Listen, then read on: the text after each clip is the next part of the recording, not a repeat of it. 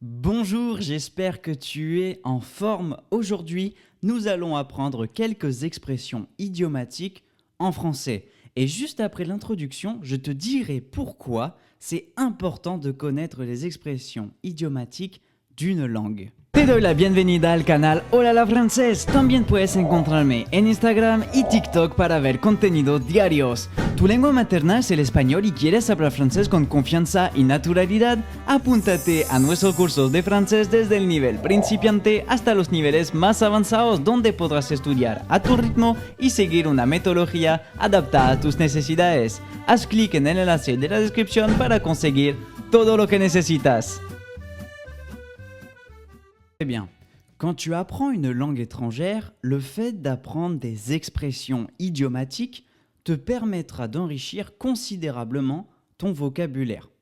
Apprendre des expressions idiomatiques te permettra aussi d'en savoir plus sur la culture du pays. Et oui, souvent, les expressions idiomatiques naissent de situations qui sont propres à la culture. Par exemple, au Canada, ils utilisent une très grande quantité d'expressions idiomatiques que nous, Français, ne comprenons pas du tout, et vice-versa. Il y a aussi des expressions françaises que les Canadiens ne comprennent pas. Donc si tu veux t'imprégner de la culture et enrichir ton vocabulaire et pouvoir t'exprimer en français avec aisance et être fier d'utiliser des expressions, parce que oui, quand on parle une langue étrangère et qu'on arrive à placer des expressions quand on parle, c'est quand même super stylé et c'est la classe. Bon, tu es prêt? Tu es prête? On commence avec la première expression. Avoir le coup de foudre. Avoir le coup de foudre. La signification de cette expression désigne le moment magique où tu tombes instantanément amoureux d'une personne dès que tu la rencontres. C'est une attirance physique qui est très forte et si tu as de la chance, le courant passe et c'est réciproque. On peut aussi utiliser cette expression « avoir le coup de foudre » pour parler d'un lieu, d'une expérience ou bien d'une activité, pour dire que tu adores vraiment cette chose. Je vais te donner quelques phrases d'exemple pour que tu puisses voir comment on utilise l'expression « avoir un coup de foudre » ou « avoir le coup de foudre ». Quand j'ai vu Marie pour la première fois, j'ai eu le coup de foudre pour elle. Quand j'ai vu Marie pour la première fois, j'ai eu le coup de foudre pour elle. Mon ami a eu le coup de foudre pour ce nouveau restaurant. Il ne cesse d'y aller. Mon ami a eu le coup de foudre pour ce restaurant. Il ne cesse d'y aller. Les deux protagonistes du film se rencontrent par hasard et ont le coup de foudre l'un pour l'autre. Les deux protagonistes du film se rencontrent par hasard et ont le coup de foudre l'un pour l'autre. Très bien.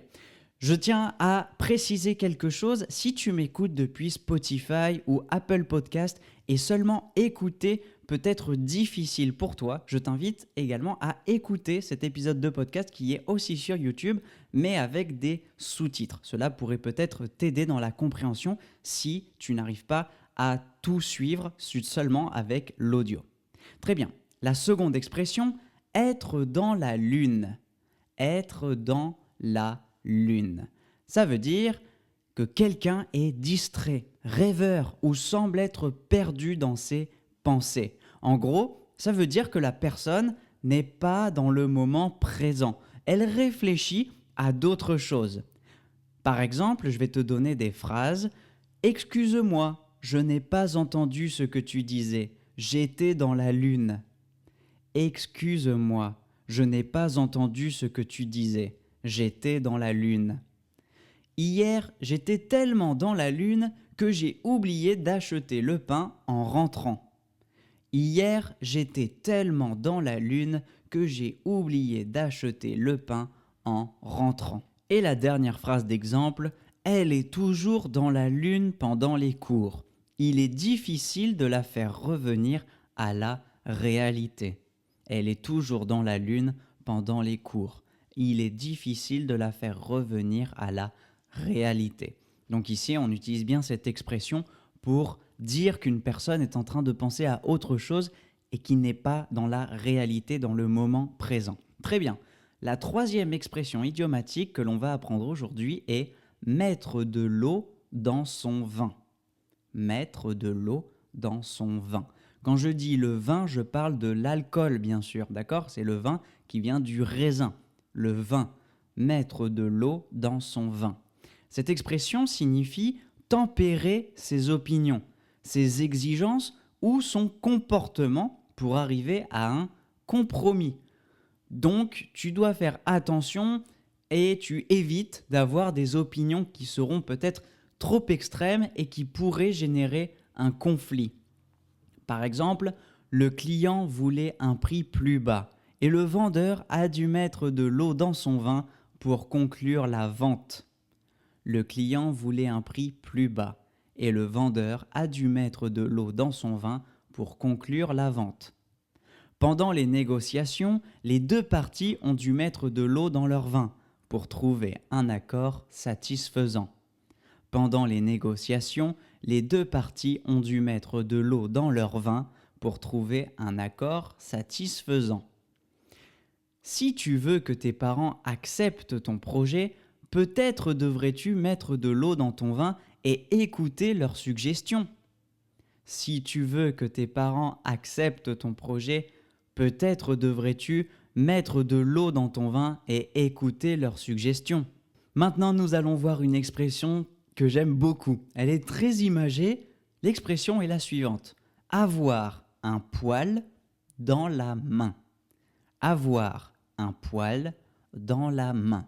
Cette expression est plutôt humoristique et elle désigne une personne qui évite le travail ou qui est paresseuse.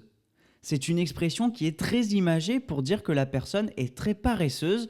Elle n'utilise jamais ses mains pour travailler. Donc, il y a un poil qui a poussé dans sa main. Voilà l'expression. Maintenant, je vais te donner des phrases d'exemple pour illustrer l'expression afin que tu saches comment l'utiliser. Il faut savoir que l'expression que je viens de dire, avoir un poil dans la main, implique le verbe avoir. Ici, il est à l'infinitif, donc comme tu dois l'imaginer, il va falloir conjuguer le verbe avoir en l'accordant avec le sujet, bien évidemment. Donc les phrases sont les suivantes. Tu n'avanceras jamais dans la vie si tu as un poil dans la main et que tu ne fais rien. Tu n'avanceras jamais dans la vie si tu as un poil dans la main et que tu ne fais rien. Mon collègue a un poil dans la main. Il trouve toujours des excuses pour ne pas aider dans les tâches difficiles. Mon collègue a un poil dans la main. Il trouve toujours des excuses pour ne pas aider dans les tâches difficiles. Ne sois pas un fainéant. Montre que tu peux te débrouiller par toi-même et ne pas avoir un poil dans la main. Ne sois pas un fainéant. Montre que tu peux te débrouiller par toi-même et ne pas avoir un poil dans la main. Très bien. Maintenant, nous allons continuer avec la cinquième expression qui est avoir le cafard. Le cafard, c'est un petit insecte qui se traîne dans les endroits qui sont sales, abandonnés, etc. C'est un nuisible, d'accord? Et cette expression, avoir le cafard, ça veut dire qu'on est triste, qu'on est déprimé ou qu'on a le moral à zéro. Ça veut dire qu'on n'est pas du tout animé, qu'on n'a pas de motivation. On est triste et on n'a pas de motivation. Donc, avoir le cafard. Les phrases d'exemple. Depuis sa rupture, la rupture c'est quand la personne termine avec son partenaire de vie, depuis sa rupture, il a le cafard et n'a plus envie de sortir avec ses amis. Depuis sa rupture, il a le cafard et n'a plus envie de sortir avec ses amis. Même sous le soleil, j'ai le cafard aujourd'hui. Je ne sais pas pourquoi. Même sous le soleil, j'ai le cafard aujourd'hui. Je ne sais pas pourquoi. Elle avait le cafard après avoir reçu une mauvaise nouvelle. Elle avait le cafard après avoir reçu une mauvaise nouvelle. Maintenant, nous allons voir la prochaine expression qui est très intéressante. C'est faire la grasse matinée. Faire la grasse matinée. La matinée, c'est le matin, d'accord? Donc faire la grasse matinée, c'est une expression qui veut dire rester au lit plus longtemps que d'habitude le matin bien sûr, souvent pour se reposer. Et de manière générale, les gens font la grasse matinée le week-end. D'ailleurs, si tu m'écoutes depuis YouTube, dis-moi dans les commentaires si tu aimes faire la grasse matinée et quand est-ce que tu fais la grasse matinée. Je suis curieux de le savoir. Nous allons voir des phrases d'exemple. C'est dimanche, je vais faire la grasse matinée et me lever tard. C'est dimanche, je vais faire la grasse matinée et me lever tard. En vacances, j'adore faire la grasse matinée. Cela me détend vraiment. En vacances, j'adore faire la grasse matinée. Cela me détend vraiment. Hier, j'ai fait la grasse matinée et ça m'a redonné de l'énergie. Hier, j'ai fait la grasse matinée et ça m'a redonné de l'énergie. La prochaine expression que nous allons voir, c'est appuyer sur le champignon. Appuyer sur le champignon. Donc appuyer, c'est comme pousser, d'accord? C'est quand tu exerces une pression sur quelque chose, donc on dit appuyer. Et sur le champignon, je pense que tu connais le mot champignon. La signification de cette expression, c'est accélérer. Le champignon fait souvent référence à la pédale d'accélérateur d'un véhicule. Donc, tu dois le deviner, on utilise cette expression quand on parle de conduite d'un véhicule. Je me souviens quand j'étais plus jeune et que je prenais le bus pour rentrer chez moi, tous les enfants dans le bus chantaient « Chauffeur, si t'es champion, appuie sur le champignon » parce qu'ils voulaient tout simplement que le chauffeur aille encore plus vite sur la route. Bon, j'imagine qu'il n'a pas accéléré. Les phrases d'exemple. Nous sommes en retard. Il faut appuyer sur le champignon pour arriver à l'heure. Nous sommes en retard. Il faut appuyer sur le champignon pour arriver à l'heure. Le chauffeur de taxi a appuyé sur le champignon pour nous amener rapidement à l'aéroport.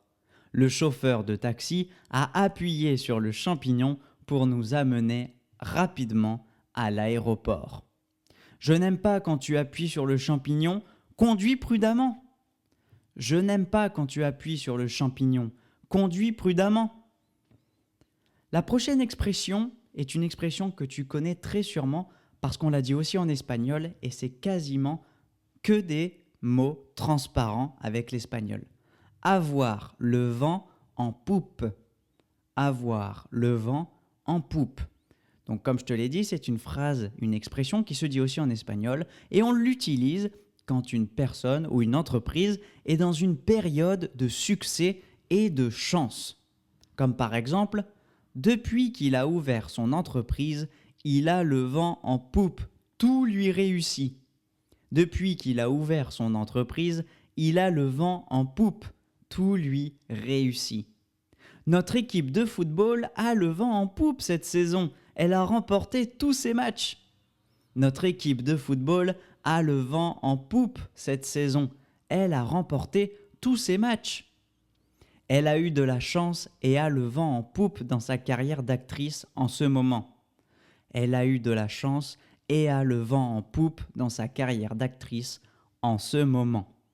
Très bien, nous allons voir maintenant une autre expression qui est très intéressante, tomber dans les pommes. Une pomme, c'est le fruit, d'accord? La pomme, tomber dans les pommes. Tomber, c'est quand par exemple on perd l'équilibre et qu'on se retrouve sur le sol, par terre. Tomber dans les pommes.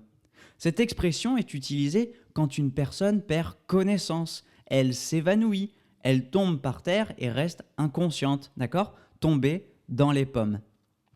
Par exemple, il faisait très chaud dans la foule et elle est tombée dans les pommes. Il faisait très chaud dans la foule et elle est tombée dans les pommes.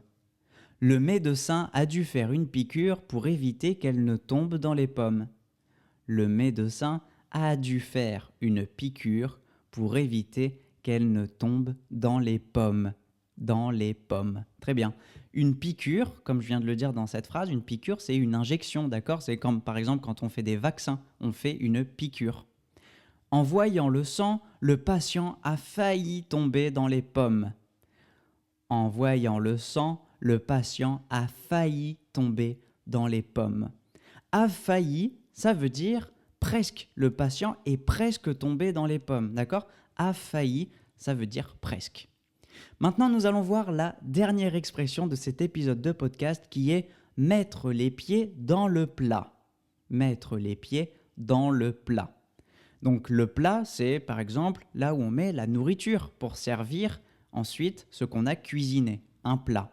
Alors mettre les pieds dans le plat, qu'est-ce que ça signifie ?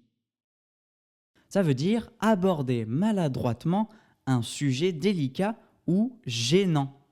On utilise cette expression quand on vient parler d'un sujet à une personne alors qu'il ne fallait pas du tout parler de ce sujet, car c'est un sujet sensible ou qui incommode une personne. Par exemple, il y a des sujets à ne pas aborder pour éviter de mettre les pieds dans le plat, comme la politique. De manière générale, les Français sont très impliqués dans la politique, et si tu ne partages pas leur point de vue et que tu dis quelque chose qui ne leur convient pas, tu peux facilement mettre les pieds dans le plat. Je vais te donner des phrases d'exemple comment utiliser cette expression. Lors du dîner, il a mis les pieds dans le plat en parlant du divorce de sa voisine. Lors du dîner, il a mis les pieds dans le plat en parlant du divorce de sa voisine. Ne me fais pas parler de politique, je finis toujours par mettre les pieds dans le plat. Ne me fais pas parler de politique, je finis toujours par mettre les pieds dans le plat. Elle a mis les pieds dans le plat en critiquant ouvertement la nouvelle politique de l'entreprise. Elle a mis les pieds dans le plat en critiquant ouvertement la nouvelle politique de l'entreprise. Et voilà, maintenant tu viens d'apprendre 10 expressions idiomatiques en français. Il en existe des centaines et des centaines, mais là c'est déjà un bon début, non ? Dis-moi si tu connaissais certaines de ces expressions, lesquelles tu as aimées et lesquelles tu trouves rigolotes, que tu trouves drôles. Et surtout, n'hésite pas à les utiliser dans tes conversations pour ajouter une touche d'authenticité à ton français et aussi pour ne pas les oublier. Amuse-toi à bien les découvrir et à les partager avec tes amis. Si tu veux aller plus loin dans ton apprentissage du français et suivre une méthodologie claire, efficace et ludique, je t'invite à rejoindre l'académie Olala Francés et t'inscrire à nos cours et nos e-books pour qu'à terme, le français n'ait plus aucun secret pour toi. Si tu as aimé cet épisode de podcast et que tu connais des personnes qui apprennent aussi le français, n'hésite pas à leur partager cet épisode. Disons que c'est ta manière de me soutenir dans mon travail. Je te remercie et je te dis à jeudi prochain pour un nouvel épisode. Parfait, estamos llegando al final de este episodio. Si tienes preguntas, puedes encontrarme en YouTube e Instagram. Olala Francés con Valentín. Oye, gracias por ser parte de esta comunidad de aprendizaje de francés. Seguiremos aprendiendo más en los próximos episodios. A bientôt.